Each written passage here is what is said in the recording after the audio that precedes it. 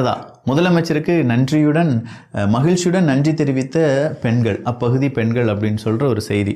என்னன்னு சொல்லி பார்த்தா ஒரே நாள்லேயே என்ன கொடுத்துட்டாங்களாம், மனு நேற்று தான் போய் கொடுத்துருக்காங்க. 15 வருஷம் ஆயிடுச்சு அந்த வீட்டுக்கு, அந்த இடத்துக்குலாம் வந்து தண்ணி இதுவரையும் வரலையாம். அப்போ நேற்று போய் மனு கொடுத்துருக்காங்க, இன்றைக்கி தண்ணி வந்துருச்சு அப்படின்னு சொல்கிறது தான் வீடியோ.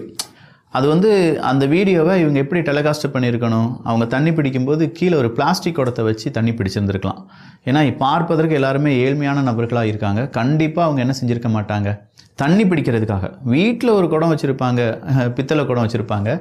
அது சேமிப்பு இல்லாட்டி சீர்வரிசைக்கு வந்தது, அம்மா ஞாபகமாக வச்சுருக்கோம் அப்படின்னு சொல்லி பல விதமான சென்டிமெண்ட் இருக்கும். ஆனால் 2 பைப்பு போடப்பட்டிருக்கு, 2 பைப்புலேயுமே வச்சு பிடிப்பதற்காக நம்ம பித்தளை பாத்திரம் அப்படின்னு சொல்லும் பார்த்தீங்களா, என்ன விலை விற்கிது, கிலோ 800 ரூபாயா 850 ரூபாயா, அந்த பித்தளை பாத்திரத்தை வச்சு தண்ணி பிடிக்கிறாங்க. ஏன்னா ஒரு நியாயம் வேணாமா? தண்ணி பிடிக்கிறதுக்கு யாராவது பித்தளை பாத்திரத்தை என்ன தண்ணி பிடிச்சி இழுக்கணும், இழுத்தா பித்தளை பாத்திரம் ஓட்ட விழுந்துடும்.